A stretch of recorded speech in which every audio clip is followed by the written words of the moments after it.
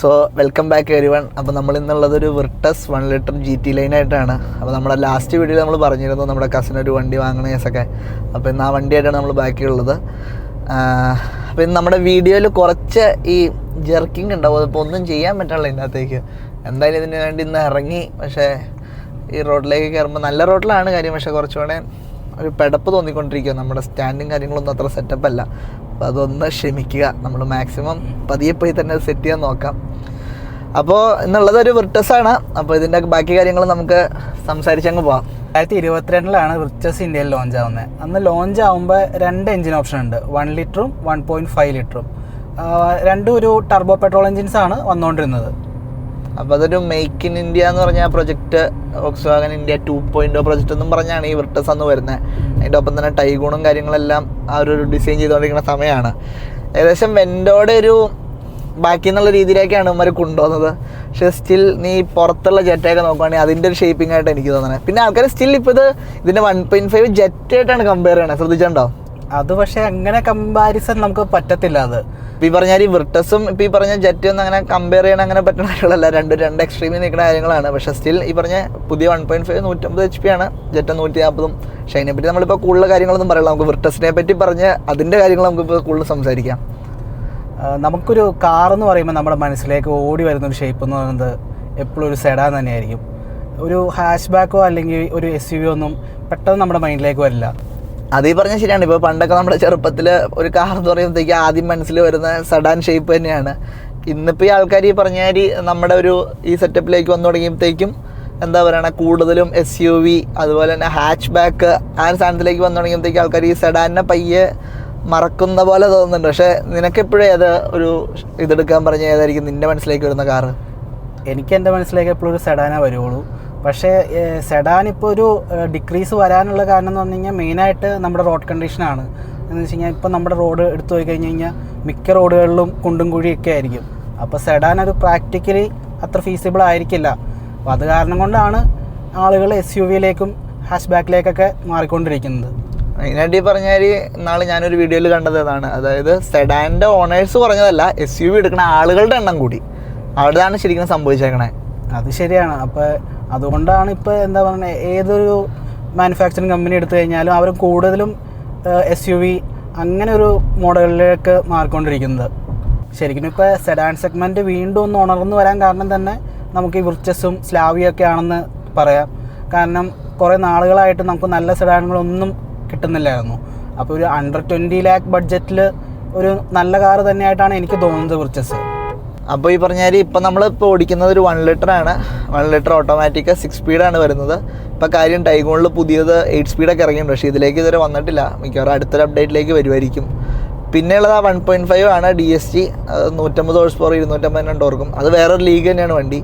പക്ഷേ ഈ 1 ലിറ്ററാണ് കുറേ ആൾക്കാർ ഇപ്പോൾ 1 ലിറ്റർ വേണോ 1.5 വേണോ എന്നുള്ളൊരു സാധനം ഭയങ്കരമായിട്ട് ചർച്ചയിൽ നടക്കുന്നുണ്ട്. കാര്യം പവറിൻ്റെ കാര്യത്തിലേക്കൊക്കെ നോക്കിക്കഴിയുമ്പോൾ 1.5 തന്നെയാണ് മുന്നിൽ. പക്ഷേ ഈ പറഞ്ഞാൽ ഈ ഗിയർ ബോക്സിൻ്റെ ഇതൊക്കെ നോക്കുമ്പോൾ ഇത് ടോർക്ക് കൺവേർട്ടറാണ് കുറച്ചുകൂടെ ഒരു പേടിക്കാണ്ട് ഉപയോഗിക്കാമെന്ന് നോക്കാം അല്ലേ?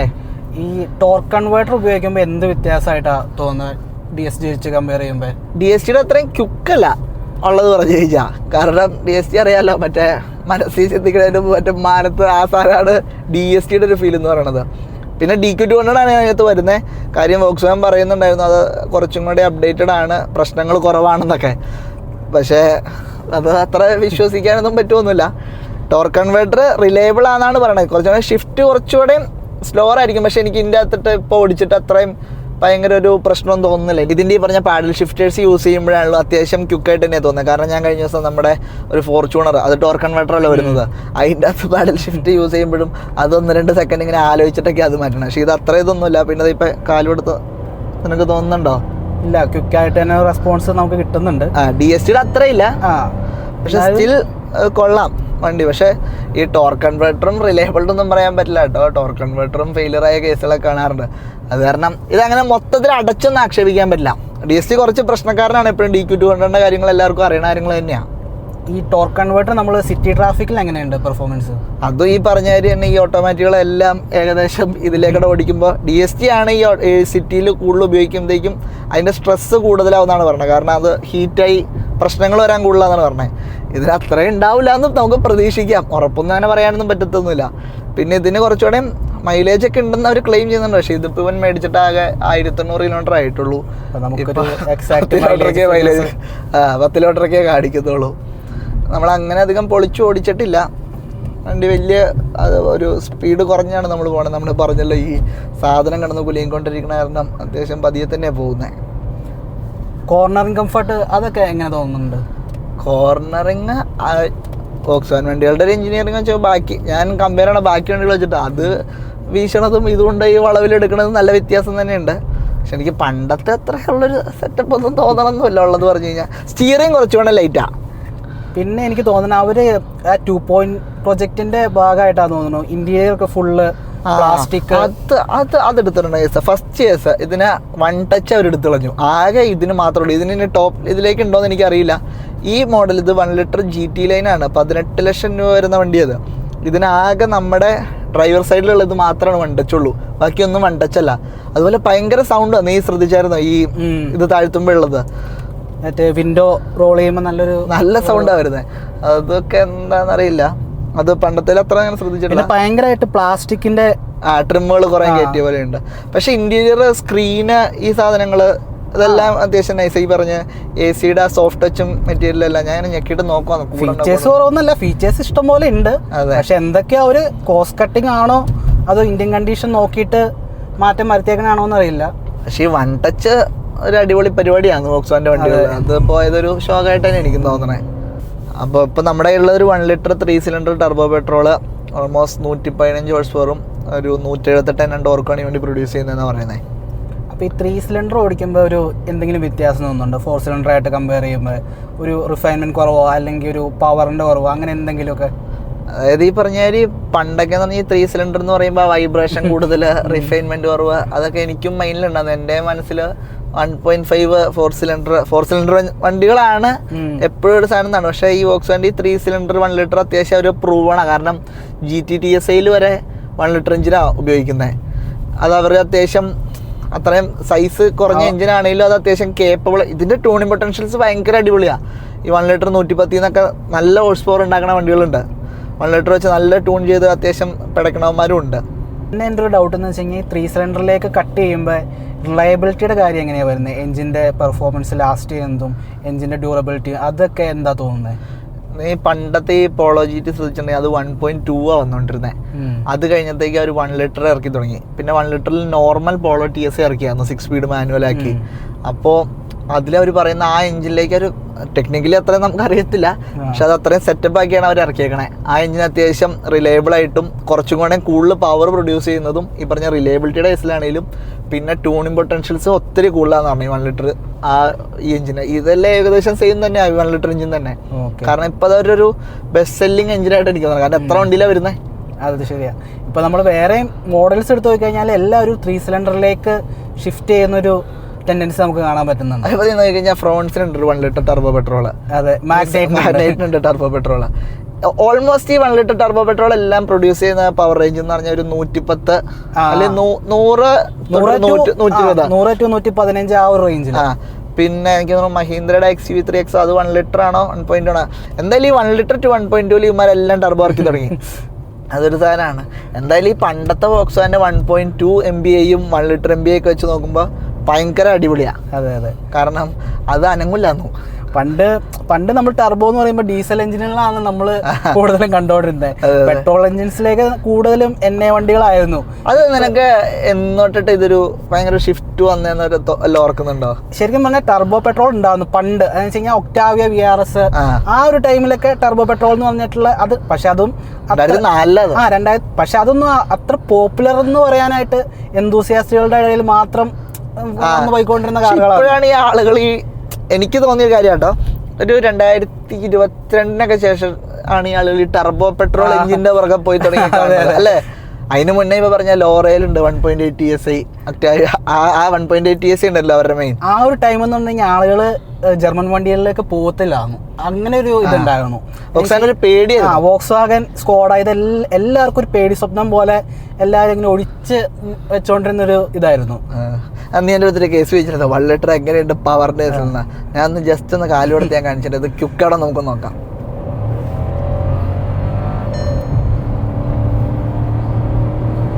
ക്രോസ് ചെയ്തു, നമുക്കൊരു കോർണർ ഇട്ടിട്ടുണ്ട്, ഒന്ന് ജസ്റ്റ് ഒന്ന് നോക്കാം. കയ്യിലൊന്നും പോകണമെന്നില്ല. അടുത്തൊരു കോർണർ, വീണ്ടും വലിയൊരു കോർണർ വന്നിട്ടുണ്ട്. കൊള്ളാം കൊള്ളാം കൊള്ളാം, വണ്ടി നല്ല രസമുണ്ട്. 102 100 സ്റ്റിൽ ഫാസ്റ്റാ, ഒരു സംശയമല്ല. 1 ലിറ്റർ ആയാലും മതി അപ്പൊ നമുക്ക്. ഫാസ്റ്റാ, ഒന്നും അറിയുന്നില്ല. കോർണർ എടുക്കുമ്പോ ഒന്നോടെ ഒന്ന് ബ്രേക്ക് ടെസ്റ്റ് ചെയ്ത് നോക്കാം. നോക്കാം, ഒന്ന് പുഷ് ചെയ്യാം. ഇവിടെ നോക്കട്ടെ, വണ്ടിയില്ല. ഓപ്പൺ റോഡാണ്. പുഷ് ചെയ്തോ പുഷ് ചെയ്യാ. ഞാൻ ബ്രേക്ക് പിടിക്കാൻ പോവാ. ബ്രേക്കിംഗ് കൊള്ളാം. ഞാൻ അധികം പിടിച്ചില്ല കേട്ടോ, വെറുതെ അങ്ങനെ പിടിച്ചപ്പോ പാട് തീർക്കേണ്ട ആവശ്യമല്ലല്ലോ. ശരി, ഈ ഒരു ഫണ്ടൊക്കെ നമുക്ക് എന്തായാലും ജർമ്മൻ വണ്ടിയിൽ തന്നെ കിട്ടുള്ളൂ. അത് ഈ 1 ലിറ്റർ ബാക്കി അത് എനിക്ക് എപ്പോഴും തോന്നാറുണ്ട്. ബാക്കിയുള്ളതും 1 ലിറ്റർ ടർബോ പെട്രോളുകൾ ഇഷ്ടം പോലെ ഉണ്ട്. പേപ്പറിൽ എത്ര പ്രൊഡ്യൂസ് ചെയ്യുന്ന പറഞ്ഞാലും ഇതിന്റെ ഒരു ഹാൻഡ്ലിങ്ങിലേക്കും അതിലേക്കും വന്നു കഴിയുമ്പോഴുള്ള വ്യത്യാസം എന്ന് പറഞ്ഞാൽ സ്റ്റെബിലിറ്റി ഭയങ്കര നമുക്ക് 100 വന്നിട്ട് ആ വളവെടുത്ത. പക്ഷെ ഇന്നലെ ജെറ്റെ പോയിട്ട് എടുക്കണ അത്രയും സാധനം അതൊന്നും അങ്ങനെയല്ല ഞാൻ പറയുന്നത്, കമ്പയർ ചെയ്യണമെന്നല്ല. പക്ഷെ ജെറ്റെ വെച്ച് നോക്കുമ്പോൾ ജെറ്റയ്ക്ക് കുറച്ചുകൂടി വെയിറ്റ് ഉണ്ട്, പിന്നെ വണ്ടി കുറച്ചുകൂടി ഇരുന്ന അത്, പിന്നെ എഞ്ചിനിന് വ്യത്യാസമുണ്ട്, എല്ലാം ഉണ്ട്. പിന്നെ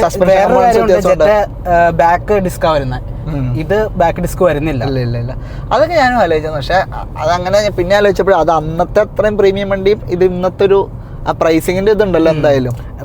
നമ്മളപ്പോൾ ഇന്നത്തെ സെഡാൻ സെഗ്മെന്റ് നോക്കുവാണെങ്കിൽ ഇപ്പോൾ വോക്സ്വാഗൻ ഉണ്ട്, സ്കോഡ ഉണ്ട്, പിന്നെ ഹുണ്ടായിക്കും കാറുകളുണ്ട്. അപ്പോൾ ഹോണ്ട സിറ്റി ഉണ്ട്, പിന്നെ വെർണ വരുന്നുണ്ട്, പിന്നെ ഉള്ളത് സ്ലാവിയയും വിർച്ചസും.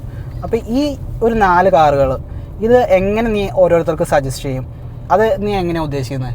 ഇപ്പോൾ ഞാനാണ് മേടിക്കണേന്നുണ്ടെങ്കിൽ എൻ്റെ ഫസ്റ്റത്തെ ഇതെന്ന് പറഞ്ഞാൽ വിർട്ടസ് 1.5 ആയിരിക്കും ഞാൻ എടുക്കണേ. കാരണം 1 ലിറ്ററിൽ തന്നെ ഈ പെർഫോമൻസ് ഉണ്ട്. 1.5 എന്തായിരിക്കും എന്ന് നിനക്കൊന്ന് ഊഹിക്കാലോ. അത് ഒരു മാരക സാധനം തന്നെയാണ് 1.5 കിഡിലെ വണ്ടി അത്. അപ്പോൾ ഞാൻ എന്തായാലും അതിലേക്കായിരിക്കും പോവുള്ളൂ.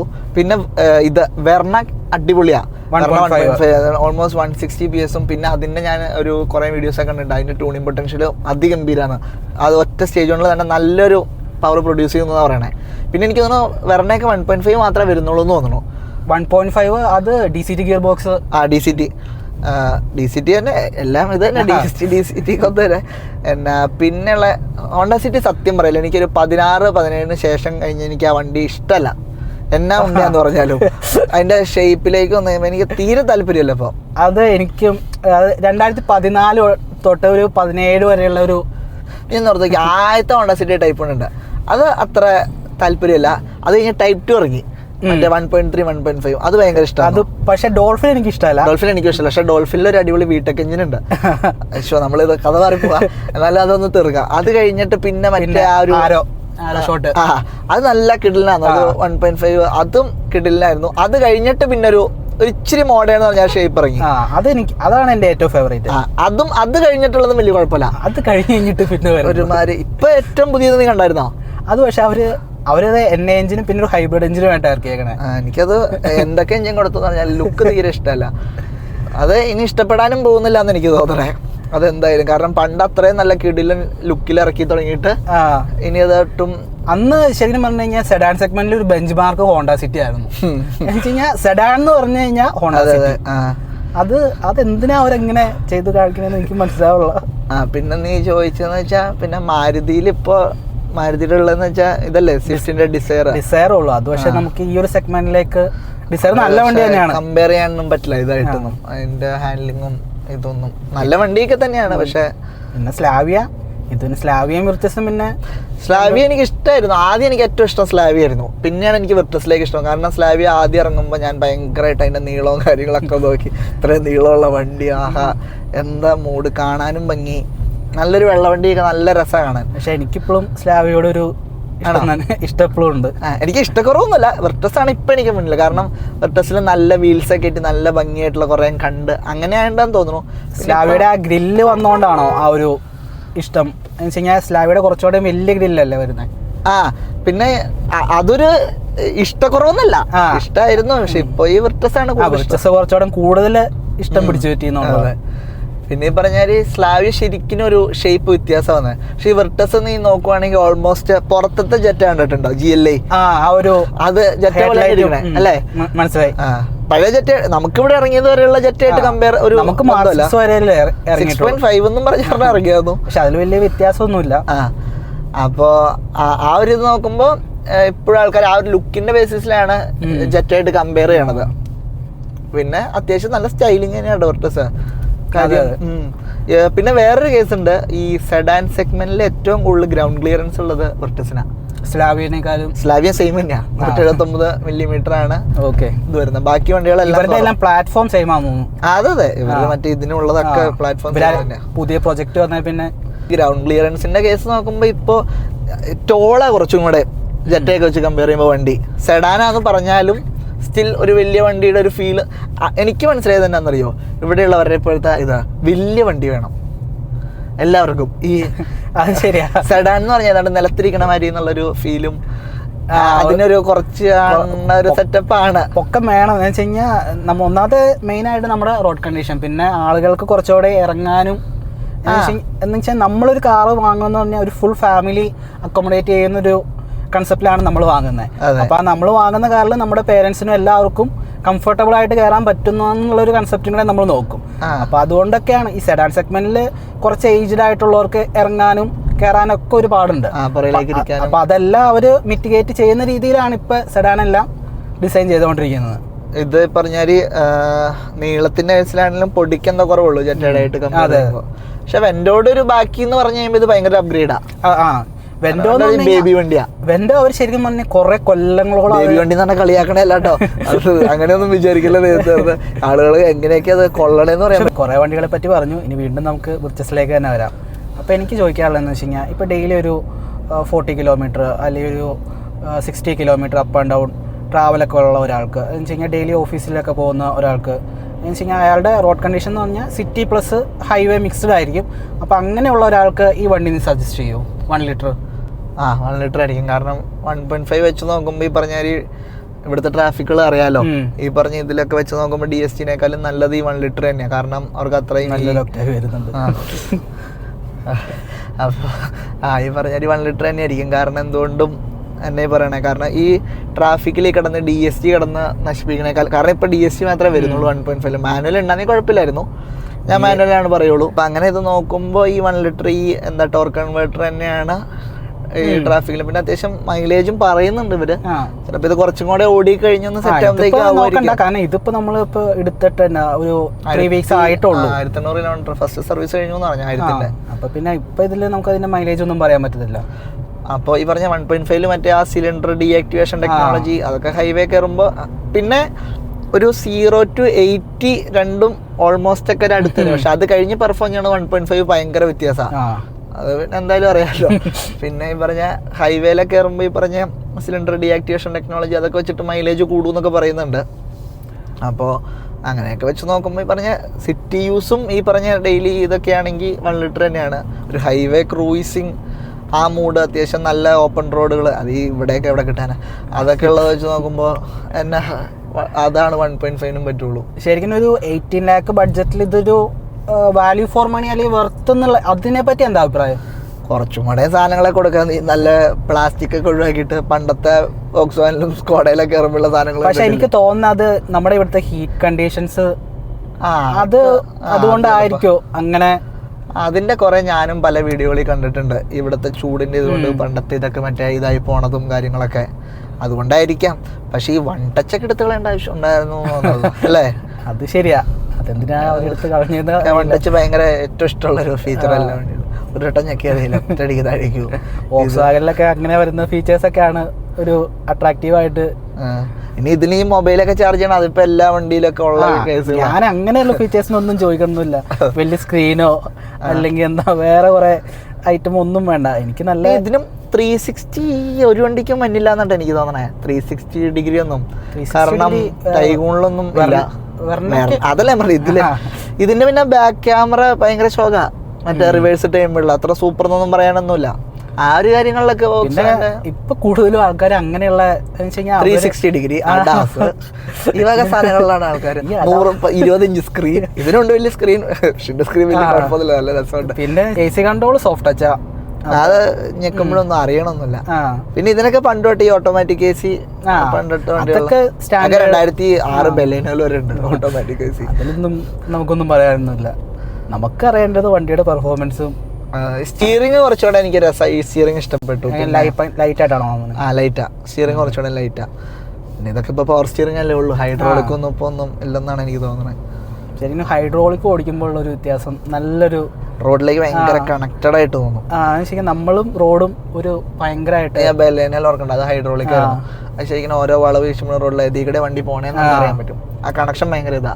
ഈ സ്റ്റിയറിംഗ് നല്ല രസമാണ്. നമ്മൾ ഭയങ്കര ടൈറ്റ് ട്രാഫിക്കിലൊക്കെ ഭയങ്കര സുഖമാണ്. അതെ അതെ, ഭയങ്കര സുഖമായിട്ട് ഹൈഡ്രോളിക് അത്രയും ഇതുണ്ടാവില്ല ഇതിലേക്ക് കയറി കഴിഞ്ഞാൽ.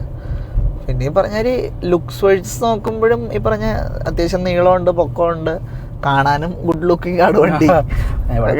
ഒന്ന് നോക്കും ഒരു സെഡാൻ കൊണ്ടുപോയിട്ട് കഴിഞ്ഞാൽ എല്ലാവരും ആദ്യം ഒരു സെഡാൻ പറഞ്ഞു കഴിഞ്ഞാൽ ആദ്യം ഏതാ trend line, comfort line, Highline നമുക്ക് കേൾക്കുന്ന തന്നെ സാധനങ്ങൾ. പിന്നെ ഹൈലൈൻ പ്ലസ് ഒക്കെ ഇട്ടുണ്ട്, അത് പിന്നെയും കുഴപ്പമില്ല. ഇതിപ്പോ നമുക്കൊരു ഇതില്ലാണ്ട്. നീ ഇത് കേട്ടുണ്ടോ കിയയുടെ HTX? അതൊക്കെ എങ്ങനെ മനസ്സിലാക്കണമെന്ന് ആലോചിക്കും. ടാറ്റ ഒക്കെ എടുത്ത് പോയി കഴിഞ്ഞാൽ ടാറ്റയ്ക്ക് കുറെ ഓപ്ഷൻ. മഹീന്ദ്രയ്ക്ക് അത് തോന്നുന്നു. മഹീന്ദ്രയ്ക്ക് ഇഷ്ടം പോലെ ഓപ്ഷനുകളുണ്ട്. നമ്മൾ വീണ്ടും വിഷയത്തിൽ തന്നെയാണ്. നമുക്ക് തിരിച്ച് വെർട്ടസിലേക്ക് തന്നെ വരാം. പിന്നെ വെർട്ടസിന്റെ ഫ്യൂൽ എഫിഷ്യൻസിയുടെ കാര്യങ്ങൾ പറഞ്ഞു. ഇപ്പൊ പറഞ്ഞ ഇതിനിപ്പോ നമുക്ക് അറിയാൻ പറ്റുന്നില്ല. 10.6 ആയിട്ടുണ്ട് ഇപ്പൊ. ശരിക്കും നമ്മള് ലൈറ്റ് ഫുഡായിട്ട് മര്യാദക്ക് ഓടിച്ചു കഴിഞ്ഞാൽ കയറി വന്നോളും. അതെ, എന്നാലും പെട്രോളിനൊരു കിട്ടാവുന്നതിന്റെ ഒരു പരമാവധി നമുക്കങ്ങനെ തോന്നത്തില്ല, കാല് ഉടക്കാൻ തോന്നും. അതൊരു രസമാണ്. 1 ലിറ്റർ ആണെങ്കിലും എനിക്കും ആ ഒരു സാധനം ഭയങ്കരമായിട്ടുണ്ടായിരുന്നു പണ്ട്. ഈ 1 ലിറ്റർ എഞ്ചിനുകൾ എന്തിനാ ഒരു മൂഡ്. പക്ഷെ ഇത് ഓടിച്ചു തുടങ്ങി കഴിഞ്ഞപ്പോഴത്തേക്കും നല്ല വ്യത്യാസങ്ങളുണ്ട്. ഇപ്പൊ GT ആണെങ്കിലും എല്ലാത്തിലും അത്യാവശ്യം കാര്യമായ വ്യത്യാസങ്ങളുണ്ടെന്ന് തന്നെ പറയാം. അത് ശരിയാ. പിന്നെ ഈ മിററിലേക്ക് നിങ്ങൾ ശ്രദ്ധിച്ചോ, കുറച്ചുകൂടെ ഒന്ന് ചെറുതായ പോലെയുണ്ട് മിറേഴ്സ് അല്ലേ? ബാക്കി ഇവിടെ വിസിബിലിറ്റി കുറച്ച് കുഴപ്പമൊന്നുമില്ല. നമ്മൾ ഇങ്ങനെ മൈന്യൂട്ടായിട്ട് ശ്രദ്ധിക്കുമ്പോഴാണ് അതെല്ലാം നമ്മൾ. സൺറൂഫ് വന്നിട്ടുണ്ട്. സൺറൂഫ് ഇതിൻ്റെ അകത്തുള്ള അങ്ങനെ കുറവായിരുന്നു. പക്ഷെ ഇത് വലിയ ഉപയോഗമല്ല ഇവിടുത്തെ ഇതില്. സൺറൂഫ് നമുക്ക് ഇവിടെ കിട്ടിയിട്ട് കാര്യമൊന്നുമില്ല. പക്ഷെ വെളിച്ചം കയറി വരും, അത് റെഡിയല്ല. പക്ഷെ ചൂടത്തോടിക്കുമ്പോ ഇത് തുറന്നിട്ടടിക്കാൻ നല്ല ചൂടായിരുന്നു. അന്ന് നീ ഓർക്കണ്ട ഈ വണ്ടി കൊണ്ടുവന്ന സമയത്ത്. അതെ അതെ, എപ്പോഴെല്ലാം മഴ തുടങ്ങിയപ്പോഴത്തേക്കും. പക്ഷെ ഇത് തുറന്നിട്ടടിക്കുമ്പോൾ അത്യാവശ്യം കണ്ട വെളിച്ചം കയറി വന്നാൽ നല്ല രസമാണ്. പിന്നെ നമ്മളൊരു നല്ല ഏതെങ്കിലും ഹിൽ ഏരിയയിലേക്കൊക്കെ ട്രിപ്പൊക്കെ പോകുമ്പോൾ തുറന്നിട്ട് ഒഴിക്കുമ്പോൾ നല്ല രസം ഉണ്ടാവും. പക്ഷെ അത് ഈ പറഞ്ഞ ഈ സാധനം തുറന്നിട്ട് കയറി നിൽക്കണത് അതിന്റെ അപകട കാര്യങ്ങളെ പറ്റി അത് നമുക്ക് അത്രയും കംഫർട്ടബിൾ ആയിട്ടുള്ള റോഡ് കിട്ടിയാൽ മാത്രം എടുക്കുക. അല്ലാതെ ഈ കിട്ടല്ല ബ്രേക്കും പിടിക്കണമെന്ന് വെച്ചാൽ തെറിച്ച് പറമ്പി പോകും. ഈ പിള്ളേരെയൊക്കെ ചുമ്മാ കയറ്റി വെച്ചിട്ട് പിള്ളേർക്ക് ഭയങ്കര ഈ ഇതെന്ന് പറഞ്ഞത്. എനിക്ക് ഇത് വലിയ ഇപ്പൊ സൺറൂഫ് ഉണ്ടല്ല ഇല്ല എല്ലാം കൂടെ. സൺറൂഫ് ഉണ്ടെങ്കിൽ വെളിച്ചം കിട്ടണതിന് മാത്രം എനിക്കൊരു നല്ല രസമാണ്. കാരണം എനിക്ക് ഭയങ്കര വെളിച്ചം ഭയങ്കര ഇഷ്ടമാണ്. അപ്പൊ വണ്ടിക്കകത്ത് ആ വെളിച്ചം കിട്ടണത് ഒരു അടിപൊളി ഫീലാ. വെളിച്ചം അതെപ്പോഴും ഒരു ഡാർക്ക് ആയിട്ടിരിക്കണേക്കാളും നല്ലത് ഒരു നല്ല ലൈറ്റ് കിട്ടുമ്പോൾ തന്നെ നമുക്കൊരു മൂഡ് തന്നെ മാറൂല. അതെ അതെ, അതും പിന്നെ പറഞ്ഞത് ഞാൻ ഹില്ലി ഏരിയയിലൊക്കെ പോകും പിള്ളേർക്കൊക്കെ ചെറുതായിട്ട് കയറുന്ന പോകാനൊക്കെ മൂടായിരിക്കും. പിന്നെ നമ്മള് ചെറുപ്പത്തിൽ നമുക്ക് അന്നേരം പണ്ട് ഇഷ്ടമാണോ? ചെറുപ്പത്തിൽ എനിക്ക് ഭയങ്കര ഇഷ്ടമായിരുന്നു. ചെറുപ്പത്തിൽ നമുക്ക് ഏതെങ്കിലും ഒരു കാറിൽ തന്നെ കയറിയാൽ ഒരു കാർ അത്ര അത് ശരിയാട്ടോ. നമ്മുടെ ചെറുപ്പത്തിൽ ഏതെങ്കിലും ഒരു കാറിൽ കയറിയാൽ മതി. ഇതിന്റെ ചെറുപ്പത്തിലുള്ള ഏറ്റവും അങ്ങനെ ഒരു ഇഷ്ടമുള്ള കാറുകൾ എന്ന് വെച്ച് കഴിഞ്ഞാൽ ഒന്നൊന്നായിരിക്കില്ല എന്ന് എനിക്കറിയാം. എന്നാലും എനിക്ക് ചെറുപ്പത്തിൽ വെച്ച് കഴിഞ്ഞാൽ നമ്മള് സ്കൂളിലൊക്കെ പഠിക്കുന്ന സമയത്ത് നമ്മുടെ മറ്റേ ICICI ബാങ്കില്ലേ, സിഗ്നലിന്റെ അവിടെ അല്ലേ, അവിടെ എപ്പോഴും ഒരു ക്രൂസ് കിടക്കാറുണ്ടാവും. ഒരു ക്രൂസ്. അപ്പൊ എനിക്ക് ക്രൂസ് ഭയങ്കര ഇഷ്ടമാണ്. അത് കണ്ട് എനിക്ക് ഞാൻ ഇതൊരു ക്രൂസ് ഇനിയിപ്പോ ക്രൂസ് ഒക്കെ മേടിക്കാൻ പറ്റുമോ എന്നൊക്കെ ഉള്ള സംശയം. അത് അങ്ങനെ ക്രൂസ് കണ്ട് അതിന്റെ ബാക്കും പിന്നെ അതിന്റെ ആ ഫ്രണ്ടും മതിയായൊരു വണ്ടിയാണ്. അതെ, അത് ഭയങ്കര എനിക്ക് ഇഷ്ടപ്പെട്ടൊരു വണ്ടിയായിരുന്നു ആ സമയത്തൊക്കെ. പിന്നെ നീ ഓർക്കണമെന്നറിയില്ല, നമ്മള് മറ്റേ കച്ചേരിത്താഴം കഴിഞ്ഞ് മറ്റേ നമ്മുടെ അവിടെ നിന്ന് തിരിഞ്ഞിറക്കുമ്പോൾ വിക്ടറി പ്രസ് എന്താന്ന് അതിന്റെ പേര്, അവിടെ ഒരു പാലിയോ കിടക്കണ ഓർമ്മയുണ്ടെന്നോ? പാലിയൊന്നും ഇപ്പൊ ഇല്ല. പാലിയോ ഇപ്പൊ ഇല്ല. അങ്ങനെ കുറെ വണ്ടികളുണ്ട്. പക്ഷെ ഈ ജർമ്മൻ വണ്ടികളോടുള്ള ഒരു സാധനം എന്ന് പറയാൻ എനിക്ക് തോന്നുന്നു നമ്മള് ഫസ്റ്റത്തെ വണ്ടി സ്റ്റിൽ ഒക്ടാവിയ തന്നെ ആയിരിക്കും അല്ലേ? ഒക്ടാവിയയിലാണ് ഒരു ശരിക്കും പറഞ്ഞു കഴിഞ്ഞാൽ ജർമ്മൻ വണ്ടി ഞാൻ എപ്പോഴും ഇങ്ങനെ മാറ്റി നിർത്തിക്കൊണ്ടിരുന്നു. അത് വേറെ ഒന്നുമില്ല, അതിന്റെ മെയിൻ്റെനൻസ് ഒക്കെ പേടിച്ചിട്ടാണ്. പക്ഷെ നമ്മളൊന്ന് ഓൺ ചെയ്ത് കഴിഞ്ഞപ്പോഴാണ് മെയിൻ്റെനൻസ് ഉണ്ട്, പക്ഷെ ഇത് ഇത്രയൊക്കെ ഉള്ളൂ നമ്മൾ തന്നെ മനസ്സിനെ എങ്ങനെ പറഞ്ഞ് പഠിപ്പിച്ച് വെച്ചേക്കുക. മെയിൻ്റെനൻസ് ഒക്കെ സ്റ്റിൽ ഇല്ലെന്നൊന്നും ഞാൻ പറഞ്ഞില്ല. നല്ലൊരു ചെറിയ പേടിയുണ്ട്. ചുമ്മാ ചാമ്പി വിട്ടിട്ട് ആരെങ്കിലും പോയി പേടിച്ച് ഇന്നലെ തന്നെ നമ്മള് കണ്ടില്ല പയ്യൻ ഒക്ടാവിയുടെ കേസ്. അത് ശരിയാ, അവരെടുത്തിട്ട്. പക്ഷെ ആ മെയിൻ്റെനൻസ് കൊടുത്താലും നമുക്കൊരു സുഖം കിട്ടുന്നുണ്ട്. പക്ഷേ ഇവർ പുതിയൊരു വണ്ടി എടുക്കാൻ പോവാന്ന് വെച്ചോ, 18 ലക്ഷം സ്റ്റിൽ ബാക്കി ഇപ്പൊ 14 ലക്ഷം രൂപയ്ക്കൊക്കെ ഇഷ്ടംപോലെ വണ്ടികൾ അവൈലബിൾ ആണ് മാർക്കറ്റില്. 18 ലക്ഷം രൂപയ്ക്ക് എടുത്തു കഴിഞ്ഞാൽ ഇപ്പൊ ഒരു 3 കൊല്ലം കണ്ടല്ലേ ഇവരുടെ വാറണ്ടി ഒക്കെ പറയണ ഈ സാധനങ്ങൾ. ഇപ്പൊ 3 കൊല്ലാന്ന് വെച്ചോ, എന്നാലും അങ്ങനെ നോക്കണവർക്കൊക്കെ 3 കൊല്ലത്തേക്ക് ഇതിന്റെ അകത്തേക്കും വലിയ കാര്യമായിട്ട് വരാനൊന്നുമില്ല. പിന്നെ അത്യാവശ്യം ഒരു പാർട്സിന്റെ വിലകളും സർവീസ് കോസ്റ്റുകളും കുറച്ചിട്ടുണ്ട്. ഇപ്പൊ നമുക്ക് അഫോർഡ് ചെയ്യാൻ പറ്റും. അങ്ങനെ വലിയ ടെൻഷൻ അടിക്കാൻ അങ്ങനെ പേടിക്കാനോ ഒന്നുമില്ല. നമുക്ക് പുത്തൻ വണ്ടിയൊക്കെ എടുക്കാം. പുത്തൻ വണ്ടിയൊക്കെ എടുക്കുവാണെങ്കിൽ ധൈര്യമായിട്ട് പോയി ജർമ്മൻ വണ്ടിയൊക്കെ എടുക്കാം. പഴയ വണ്ടിയൊക്കെ എടുക്കുമ്പോഴാണ് ഇച്ചിരി പേടിക്കാനുള്ളൂ. എന്നാലും 1 ലിറ്ററിലേക്ക്. പിന്നെ ഇപ്പൊ ഇഷ്ടം പോലെ ടെക്നീഷ്യന്മാരുണ്ട് ഇത് നന്നായിട്ട് പണി അറിയാവുന്നവര്. അപ്പൊ പിന്നെ നമ്മൾ അത്രയും പേടിക്കണം. അതൊക്കെ കൊണ്ടാണ് ആ ഒരു പേടി അങ്ങ് മാറി. DST ഫെയിലിയർ വന്നു കഴിഞ്ഞാൽ പണ്ടെന്ന് പറഞ്ഞാൽ റീപ്ലേസ് എന്ന് പറഞ്ഞാൽ ഒറ്റ ഓപ്ഷൻ ഉണ്ടാകുന്നുള്ളൂ. പക്ഷെ ഇപ്പൊ DST പണിയാണ് ഇഷ്ടം പോലെ ആളുകളുണ്ട്. അപ്പോൾ ആ ഒരു കാര്യമൊന്നും പേടിക്കേണ്ട ആവശ്യമില്ല. അങ്ങനെ അല്ലേ? നിങ്ങൾക്ക് പറ്റുവാണെങ്കിൽ എപ്പോഴെങ്കിലും ഒരു ജർമ്മൻ വണ്ടി മേടിച്ച്. ഇപ്പൊ നമ്മളീ പറഞ്ഞ നമ്മള് മാരക ജർമ്മൻ വണ്ടി ഓടിച്ചിട്ടുണ്ടെന്നല്ല, ആകെ കുറച്ച് ഈ സ്കോഡയും BMW ചെറിയ സാധനങ്ങളാണ്. അതിന്റെ അങ്ങേറ്റം സാധനങ്ങളുണ്ട്. നമ്മൾ അതിന് മാത്രമേ ഇതൊന്നുമല്ല. പക്ഷെ പറഞ്ഞ അപ്പൊ അതൊക്കെ നമുക്കൊന്ന് ഓടിക്കാൻ പറ്റി കഴിഞ്ഞാൽ കിട്ടില്ല നല്ലതായിട്ടായിക്കൊണ്ട് പണ്ടത്തെ പറന്നാ പോണേ. അപ്പോ എന്നാ ആ ഇതിലേക്കൊക്കെ പറഞ്ഞു കഴിയുമ്പോ അത്രയും നമുക്ക് പറയാനുള്ള അറിവില്ല. ജർമ്മൻ വണ്ടി എന്ന് വെച്ചാൽ ഇതും സ്കോഡ ജർമ്മൻ അല്ല, മറ്റേ അതും പറഞ്ഞ് ഇതിന്റെ കുറെ സാധനങ്ങളുണ്ട്. A to B പോവാനുള്ളവന് ഒരിക്കലും ഞാൻ വെർട്ടസ് ഒന്നും സജസ്റ്റ് എന്നാ അതല്ല. കുറച്ചൊന്നും ഓടിക്കുമ്പോ ഒരു സുഖം, ആ വണ്ടിയുടെ ഫീല്, പവർ ഇത് ചെയ്യുക, അതൊക്കെയാണ്. പിന്നെ പാസഞ്ചേഴ്സിന്റെ കംഫർട്ട് ഞാൻ ഒരിക്കലും എനിക്ക് ഇപ്പൊ ഓടിച്ചാലൊന്നും അത്ര ഭയങ്കര ടോപ്പ് ക്വാളിറ്റി എന്നൊന്നും അല്ലേ എനിക്ക് തോന്നിയിട്ടുണ്ട്. അതിപ്പോ ടൊയോട്ടയുടെ കുറെ വണ്ടികളിലൊക്കെ നല്ല രീതിയിലുള്ള പാസഞ്ചർ കംഫർട്ട് ഭയങ്കര ഹൈ ക്ലോസിലൊക്കെ ഒന്നും വേണ്ട. നമ്മുടെ പഴയ ഇന്നോവ അതിലൊക്കെ ചുമ്മാ ഇരുന്ന് യാത്ര ചെയ്യാന്നൊക്കെ പറഞ്ഞ് സെഡാൻ വെച്ചിട്ട് പറയാൻ പറ്റില്ല. എന്നാലും അതിപ്പോ അങ്ങനെ നോക്കുമ്പോ ഇപ്പൊ ടൈഗുൺ അതിലേക്കൊക്കെ വന്നാലും യാത്ര സുഖം എന്ന് പറഞ്ഞാൽ അത്ര ടോപ്പായിട്ടൊന്നും എനിക്ക് അങ്ങനെ തോന്നിയിട്ടൊന്നുമില്ല. ഒരു ഓക്കെ എന്നുള്ള സാധനം ഗുഡ് തന്നെ പറയാം, തെറ്റൊന്നുമില്ല. പക്ഷെ ഇപ്പൊ നമ്മൾ ഈ ജർമ്മൻ വണ്ടിയുടെ ഡ്രൈവിംഗ് കംഫർട്ട് അങ്ങേറ്റെന്ന് പറയുമ്പോ ബാക്കി വെച്ച് കമ്പയർ ചെയ്യാൻ പറ്റില്ല. എല്ലാ വണ്ടിക്കും എപ്പോഴും എല്ലാം ഫുള്ളായിട്ട് ചെയ്തൊരു വണ്ടി ഇല്ലല്ലോ. ശരിയാണ്. അപ്പോൾ വണ്ടിയുടെ ഫീച്ചേഴ്സ് നോക്കുകയാണെങ്കിൽ എന്നെ സംബന്ധിച്ച് ഇത് ഭയങ്കര ഫീച്ചർ റിച്ചാ. കാരണം അത്യാവശ്യം എല്ലാ സാധനങ്ങളും ഉണ്ട്. വയർലെസ് ചാർജിങ് ഉണ്ട്. പിന്നെ അതൊക്കെ വലിയ കാര്യമാണ്. അപ്പോൾ അങ്ങനെയൊക്കെ വെച്ച് നോക്കുമ്പോൾ എനിക്കിത് ഓക്കെയാണ്. പക്ഷേ ഈ ബാക്കിയുള്ള ഈ കൊറിയൻ ബ്രാൻഡ്സ് ഒക്കെ വെച്ച് നോക്കുമ്പോൾ അതിൽ വരുന്ന ഫീച്ചേഴ്സ് ഒക്കെ വെച്ചൊന്നും നമ്മൾ കമ്പയർ ചെയ്യാൻ നിൽക്കരുത്. അതിൽ കുറേ ഫീച്ചേഴ്സുകൾ ഉണ്ടാവും. അതൊന്നും പിന്നെ ആ ഉള്ള എല്ലാ ഫീച്ചേഴ്സും നമ്മൾ ഉപയോഗിക്കാനൊന്നും പോകുന്നില്ല. അത് വേറെ കുറേ സാധനങ്ങളൊക്കെ അതേപോലെ എന്ന് വെച്ച് കഴിഞ്ഞാൽ ഒത്തിരി ഫീച്ചേഴ്സ് എന്നാലും നമ്മൾ ഇതൊക്കെ എപ്പോൾ ഉപയോഗിക്കാനാണ്. പക്ഷേ വയർലെസ് ചാർജിങ് ഇന്നിപ്പോ ആവശ്യം. കാരണം ഞാൻ കേബിൾ എടുക്കാൻ പറഞ്ഞ എന്റെ ഫോൺ പെട്ടെന്ന് നമുക്ക് ചാർജ് ചെയ്യാൻ പറ്റി. അതൊക്കെ നല്ലൊരു ഓപ്ഷനാണ്. എന്ന് വെച്ച് കഴിഞ്ഞാൽ ചാർജിങ് പിന്നെ അങ്ങനെയുള്ള കാര്യങ്ങളൊക്കെ നമുക്ക് എപ്പോഴും അത് ആർക്കായാലും ഉപയോഗം വരുന്ന കുറെ കാര്യങ്ങളാണ്. പിന്നെ 2 ഇതുണ്ട് പുറകിലും എനിക്ക് സ്ലോട്ട് ഉണ്ടെന്ന് തോന്നണു.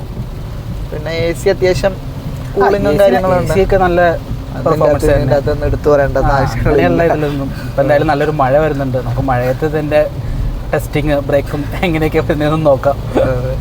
മഴയത്ത് പരമാവധി ലോ ഗിയറിൽ പോകാൻ നോക്കുക. എൻ്റെ അകത്ത് അംഗം വെട്ട് കാണിക്കാണ്ടിരിക്കുക. ഇനിയിപ്പോ മഴക്കാലം വരുന്നത് അപ്പൊ എല്ലാവരും നല്ല ടയറുകൾ മേടിച്ചെടുക്കുക. അതിൻ്റെ അകത്തൊന്നും ഈ കോംപ്രമൈസ് ചെയ്യാണ്ടിരിക്കുക. ഒന്നും പറയാൻ പറ്റത്തില്ല. അതെ, റോഡുവാ.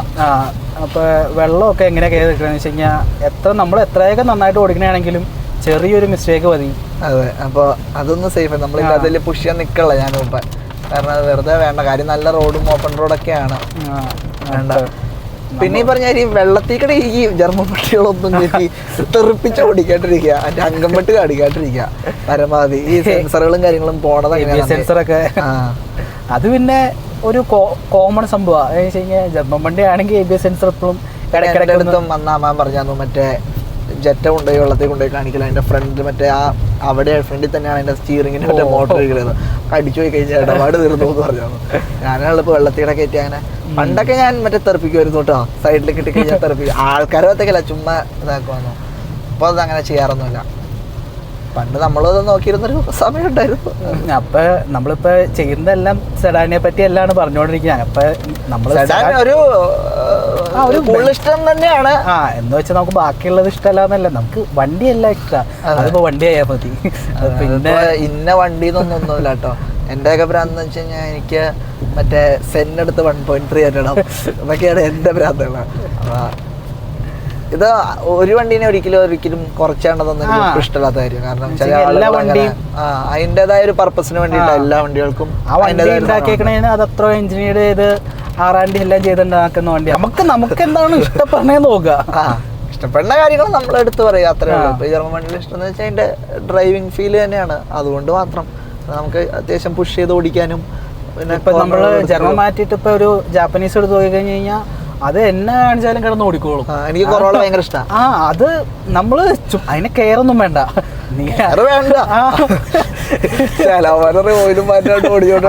അങ്ങനെയല്ല.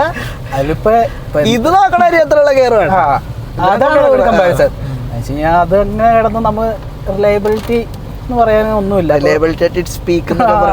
ഹോണ്ട തന്നെ എടുത്തു പോകാം. ഹോണ്ട നമ്മുടെ യൂണിക്കോൺ, അത് എനിക്ക് തോന്നുന്ന 2 ലക്ഷം എന്റെ അറിവിലുണ്ട്. 2 ലക്ഷത്തിന് മുകളിലുണ്ടെങ്കിലേ ഉള്ളൂ. കാരണം അത് 1 ലാക്ക് എന്ന് വെച്ച് കഴിഞ്ഞാൽ 1 ലാക്ക് ഫസ്റ്റ് നമ്മൾ സെക്കൻഡ് എടുത്താന്നു ആ വണ്ടി. 2009 വണ്ടിയായിരുന്നു. അപ്പോൾ അത് 1 ലാക്ക് അന്ന് നമ്മൾ എടുത്തു കഴിഞ്ഞിട്ട് 1 ലാക്ക് ക്രോസ് ആവുന്ന സമയത്തായിരുന്നു അതൊന്ന് ആക്സിഡന്റ് ആയത്. അത് നല്ലൊരു ആക്സിഡന്റ് ആയിരുന്നു. അത് മീറ്റർ ഓടാണ്ട് കുറെ നാളിങ്ങനെ ഓടിച്ച് എന്നിട്ട് പിന്നെ മീറ്ററൊക്കെ ശരിയാക്കി 1 ലാക്ക് ആയി. 1 ലാക്ക് ആവണ സമയത്തായിരുന്നു അത് നല്ലൊരു ആക്സിഡന്റ് ആയത് ആ ബൈക്ക്. ഇപ്പൊ മീറ്റർ വീണ്ടും ഉണ്ട്. ഇപ്പൊ 65,000 കണ്ടേക്കണേ. ഇപ്പൊ 65,000. പക്ഷെ അതിന്റെ ഇടയ്ക്ക് കുറെ മീറ്റർ കേബിൾ നമ്മൾ മാറ്റാം. അത് കറക്കണേന്നല്ല, നമ്മൾ കൊടുക്കേണ്ട ആവശ്യം, അത് കൊടുക്കൊന്നുമില്ല. അത് കൊടുത്താലൊന്നും കിട്ടില്ല. ആ ആക്സിഡന്റ് പറ്റിയിട്ട് നമ്മളത് ഫുള്ള് റീബിൽഡ് ചെയ്തു. എന്ന് വെച്ച് കഴിഞ്ഞാൽ ഫുള്ള് സിലിണ്ടർ പിസ്റ്റൺ അങ്ങനെ മൊത്തം. അതുകൊണ്ട് ഇന്നാളും ഒന്ന് ബിൽഡ് ചെയ്തു. എനിക്ക് തോന്നുന്നു ആ വണ്ടി മേടിച്ചത് 35,000 രൂപയ്ക്ക് കണ്ടാ മേടിച്ചത്. അത് ഇന്നാള് പണിത് 22,000 രൂപയ്ക്ക്. അപ്പോ അത് അങ്ങനെ കൊടുത്താൽ വില കിട്ടാത്തോണ്ട് മാത്രല്ല, അതിനോടൊരു അറ്റാച്ച്മെന്റ്. അതെന്ന് വെച്ച് കഴിഞ്ഞാൽ രാവിലെ സ്റ്റാർട്ട് കാണിച്ച് പ്രശ്നമുണ്ടെന്നുള്ളൂ. പക്ഷെ ആ വണ്ടി എന്നെ കാണിച്ചാലും ആ വണ്ടി കടന്ന് ഓടിക്കോളും. ഹോണ്ടയുടെയൊക്കെ റിലയബിലിറ്റി ആണ്. ഇപ്പൊ ഹോണ്ട സിറ്റി ഡീസൽ മറ്റേ സാധനത്തിനെ പറ്റി ആൾക്കാർ പറഞ്ഞേക്കാറുണ്ട്. 1.5 ID ടെക് കിടിലൻ. അതെ, നമ്മുടെ കൃപാലിനുണ്ടല്ലോ മൈലേജിന്റെ കാര്യത്തിലും അവന് 28 കിട്ടണ്ടെന്ന് പറഞ്ഞേ. എത്ര പൊളിച്ചു ഓടിച്ചാലും ആ വണ്ടി 18 താഴെ ഒരിക്കലും പോകത്തില്ല. അങ്ങനെ നമ്മൾ വീണ്ടും ഇതിൽ നിന്ന് മാറിപ്പോ നമുക്ക് ഇതിനെ പറ്റി പറയാം, വെർട്ടസിനെ പറ്റി. ഇനി വെർട്ടസിന്റെ കഥകൾ പറട്ടെ. എനിക്കിപ്പോ ഓവറോൾ ഇഷ്ടപ്പെട്ടു. ആ മൈലേജും കൂടെ കുറച്ചൊന്ന് ഇല്ലടേ. ഇപ്പൊ നമ്മളിപ്പോ 11.1 അതിന്റെ ഇടയിൽ പൊളിച്ചോടിച്ചിട്ടുണ്ട്. അപ്പൊ ആ ഒരു സാധനം ഉണ്ട്. എനിക്ക് തോന്നുന്നു ഒരു 16 കിട്ടുമെന്ന് തോന്നുന്നു മര്യാദയ്ക്ക് ഓടിക്കുവാണെങ്കിൽ. പിന്നെ ഇപ്പൊ ഉള്ള നമ്മളൊരു നല്ല റോഡിലാണ് ഇവിടെ, നമ്മുടെ വീടിന്റെ അടുത്ത് അത്യാവശ്യം നല്ലൊരു റോഡിലാണ്. ട്രാഫിക് ഒന്നുമില്ല. ട്രാഫിക്കിലേക്കൊക്കെ കയറി കഴിഞ്ഞാൽ അവൻ പറഞ്ഞ അവന് 6 കാണിക്കണേന്നാ പറഞ്ഞത് ഇതിന്റെ ഓണറിന്, നമ്മുടെ കസിന്. അപ്പൊ 6 കിട്ടി. പിന്നെ എറണാകുളം ട്രാഫിക് ഒക്കെയാണ്. അതെ എറണാകുളം ട്രാഫിക്കിലിട്ട് ഓടിക്കേണ്ടതാണ്. പിന്നെ സ്റ്റൈലിങ്ങിന്റെ കാര്യത്തിലേക്ക് നോക്കുവാണെങ്കിലും സ്റ്റിൽ വണ്ടി ഒരു ഹെഡാണ്. പിന്നെ ഈ വെർണ മാറ്റി എന്താ പറഞ്ഞേ, ഒടുക്കത്തെ ഫ്യൂച്ചറിസ്റ്റിക് ഒന്നും ആക്കിയിട്ടില്ല. എനിക്ക് ആ വെർണയുടെ ലുക്ക് ഇഷ്ടമല്ല. വെർണയുടെ ഫ്രണ്ട് കണ്ട ഒരു ഏലിയൻ ലുക്ക് ഏതാണ്ട് ചിലപ്പോൾ ഇനി കുറച്ചളയുമ്പോൾ ചിലപ്പോൾ ഇഷ്ടമായിട്ട്. അങ്ങനെ കുറെ വണ്ടികളുണ്ട്. പക്ഷെ ചില വണ്ടികളുണ്ട് അത് എപ്പോഴും എന്താ പറയണേ, അതിന്റെ ആ ഒരു ലുക്ക് എപ്പോഴും എഹെഡ് ആയിരിക്കും. അതിപ്പോ പഴയ വണ്ടിയാണെങ്കിലും ഇപ്പോഴും ആ ലുക്കിനൊരു വെൻഡോ അതേപോലെയാ. വെൻഡോ അത് എന്താ പറയണേ, വെൻഡോടെ ആ ലുക്ക് ഇപ്പോഴും ഒരു ഏജിങ് ആവില്ല. അതുപോലെ ജെറ്റയുടെ അത്. പിന്നെ വേറെ ബ്രാൻഡ് എടുത്ത് നോക്കി കഴിഞ്ഞാലും ഉണ്ട് ഇഷ്ടംപോലെ വണ്ടി. അക്കോർഡൊക്കെ ഭയങ്കര ഇഷ്ടമാണ് എനിക്ക്. പിന്നെ എന്ന് വെച്ച് കഴിഞ്ഞാൽ ഈ വെർണയുടെ ഒരു ഫ്ലൂയിഡിക് വെർഷൻ ഉണ്ട്. അതൊരു 1.6 അത് ആ ഒരു വെർണയുടെ ആ ഒരു സ്റ്റൈലിങ് അത് കിഡിലിന് ആ ഒരു വെർണയാണ് എന്റെ എപ്പോഴും. വെർണ എന്ന് പറയുമ്പോൾ എന്റെ മൈൻഡിലേക്ക് നോക്കി കിടക്കുന്ന ആൾക്കാരുണ്ട്. അതെ അതൊരു നല്ലൊരു ഡിസൈനാണ് അത്. ഞാനും കുറച്ച് നാൾ നോക്കണം. പക്ഷെ ആ സമയത്ത് നമ്മൾ നോക്കുമ്പോൾ ഈ ആളുകൾ ഭയങ്കരമായിട്ട് കംപ്ലൈന്റ് പറയണത് ഓർക്കണ്ടായിരുന്നോ? ഹുണ്ടായുടെ ഡീസൽ എഞ്ചിൻസ്. വെർണയ്ക്ക് അത്ര. പക്ഷെ ഹുണ്ടായുടെ ഡീസൽ എഞ്ചിൻസ് അത്യാവശ്യം നല്ല എഞ്ചിൻസ് തന്നെയാണ് വരുന്നത്. അതെ, പക്ഷെ സ്റ്റിൽ മറ്റേ ഈ i20 ഒക്കെ ഉള്ളവരാണെങ്കിൽ അത്യാവശ്യം നല്ലൊരു ഇത് തന്നെയാണ് പറയുന്നത്. നമ്മളിവിടെ നിന്ന് തിരിക്കുവാണ്. നമുക്ക് ഈ റോഡ് ഇത്രേ നല്ലതുള്ളൂ. ഇനിയിപ്പോൾ തിരിച്ച് നമുക്ക് പോവാം. പിന്നെ ഇതിന്റെ വീൽസിന്റെ ഇത് വരുന്നതെന്ന് വെച്ചാൽ 16 ഇഞ്ച് തന്നെയാണ് ഇതും വരുന്നത്. അത്യാവശ്യം അപ്സൈസ് ചെയ്യാനൊക്കെ പറ്റും. അപ്സൈസ് ചെയ്ത് നല്ലൊരു വീൽസ് ഒക്കെ ഇട്ട് കഴിഞ്ഞ് കഴിഞ്ഞാൽ വണ്ടി വീണ്ടും ലുക്ക് ആവും. പിന്നെ ഈ പറഞ്ഞ ട്യൂണിങ് ഓപ്ഷൻസും അത്യാവശ്യം ഇതിന് നല്ല രീതിയിൽ റെസ്പോണ്ട് ചെയ്തതായിട്ട് കാണുന്നുണ്ട്. അത്യാവശ്യം ആൾക്കാർ ചെയ്യണേ കാണാറുണ്ട്. ഇപ്പൊ ഇത് തന്നെ അത്യാവശ്യമൊക്കെ നമ്മൾ ആദ്യം ഒരു വണ്ടി എടുക്കുക, അത് കഴിഞ്ഞിട്ട് അതിൽ നമ്മൾ ശരിക്കും കൊതി തീർത്തങ്ങ് ഓടിക്കുക. അത് കഴിഞ്ഞ് കഴിയുമ്പോൾ നമുക്ക് ചിലപ്പോൾ ട്യൂണിങ്ങിനെ പറ്റി ഇപ്പൊ കുറെ വീട്ടിൽ ട്യൂണിങ്ങിന്റെ കഥകളി അതൊന്നും പറയണ്ട, കാരണം എല്ലാവർക്കും ബോറായി. പക്ഷെ ഇപ്പൊ കൂടുതൽ ആൾക്കാർ ചെയ്യുന്നുണ്ട് കേട്ടോ, അത്യാവശ്യം ആളുകൾ ഈസി ട്യൂണൊക്കെ. അപ്പൊ നമ്മൾ അത്യാവശ്യം കാര്യങ്ങള് വിർട്ടസിന്റെ കവർ ചെയ്തിട്ടുണ്ട്. അതൊരു സിവിക്കലാണ് അത്. സിവിക് പുതിയ മോഡൽ. സിവിക്കൊക്കെ ഇപ്പൊ ഇറങ്ങണ്ടോ? സിവിക്ക ഇല്ല, ആ മോഡൽ നിർത്തിയാ അതാ കൊറേ വണ്ടികള് നിന്ന് പോകുന്നുണ്ട്. ആ സിവിക്കൊക്കെ കീച്ച് സിവിക്കത് പുതിയ മോഡല്. അതെ അതെ. അപ്പൊ നമ്മൾ ഈ വെർട്ടസിന്റെ അത്യാവശ്യം കാര്യങ്ങൾ നമ്മളൊരു പ്രോപ്പർ ഒരു ടെക്നിക്കൽ ഒരു വർക്ക് അറൗണ്ട് അങ്ങനത്തെ ഒരു വീഡിയോ ഒന്നും അല്ല പ്ലാൻ ചെയ്തത്. നമ്മളൊരു ഡ്രൈവിന് ഇറങ്ങി. ഇന്നിപ്പോ നമുക്ക് വണ്ടി കിട്ടി, സമയം കുറെ ആയത് പ്ലാൻ ചെയ്യുന്നു. അപ്പോൾ അങ്ങനെ എടുത്തൊരു വീഡിയോ ആണ്. അപ്പോൾ നിങ്ങൾക്ക് ഇതിൻ്റെ അകത്ത് നിങ്ങളുടെ അഭിപ്രായങ്ങൾ എന്തൊക്കെയാണല്ലോ ഒന്ന് കമൻറ്റ് ചെയ്യുവാണെങ്കിൽ നമുക്കും അതൊരു എൻകറേജ്മെൻ്റ് ആയിരിക്കും അടുത്ത വീഡിയോകൾ ചെയ്യാനായിട്ട്. തെറ്റാണേലും കുറ്റങ്ങളാണേലും എന്താണേലും കമൻറ്റ് ചെയ്യുക. നിങ്ങൾക്ക് ഇഷ്ടപ്പെട്ടോ ഇഷ്ടപ്പെട്ടില്ല എന്താണേലും. അടുത്ത് നമുക്കൊരു വെർണയായിട്ട് വരാം അല്ലേ, 1.5 പുതിയ മോഡല്. അപ്പൊ കറക്റ്റ് ഒരു കമ്പാരിസൺ കിട്ടുമല്ലോ. അതെ അതെ, കറക്റ്റ് അല്ല, ഇത് 1 ലിറ്റർ അല്ല, 1.5 ലിറ്റർ ആണ്. ഒരു ഏകദേശം ഡ്രൈവിങ്ങിന്റെ ഇതൊക്കെ നമുക്ക് പ്രൈസ് റേഞ്ചും എല്ലാം നോക്കിയിട്ട്. അതെ അതെ, അതൊരു പ്ലാൻ ചെയ്യാവുന്നതാണ്. അപ്പോൾ സെഡാൻ സെഗ്മെന്റിൽ വീണ്ടും വണ്ടികൾ വരട്ടെ അല്ലേ. അതെ, എല്ലാം അന്യം നിന്ന് പോകാണ്ടിരിക്കട്ടെ. കുറച്ചൊക്കെ നമ്മളെപ്പോലുള്ള ആളുകളൊക്കെ എനിക്ക് തോന്നുന്നു സെഡാൻ മാത്രം ഇഷ്ടപ്പെടുന്ന കുറേ ആളുകൾ ഇപ്പോഴും ഉണ്ട്. അപ്പോൾ ഇത്രയൊക്കെ ഉള്ളൂ നമ്മുടെ ഇന്നത്തെ വീഡിയോ. നമുക്കപ്പോൾ ഇത് വൈൻഡപ്പ് ചെയ്യാം. അതെ, അപ്പോൾ അതുവരേക്കും അതെ ഓക്കെ. അപ്പോൾ ബൈ. നമ്മളപ്പോൾ നമ്മുടെ ബാക്കി ഡ്രൈവ് എൻജോയ് ചെയ്യട്ടെ. അപ്പോൾ ഓക്കെ, ശരി. അപ്പോൾ എന്തായാലും ഇനി അടുത്തൊരു വീഡിയോസിൽ കാണാം. ബൈ.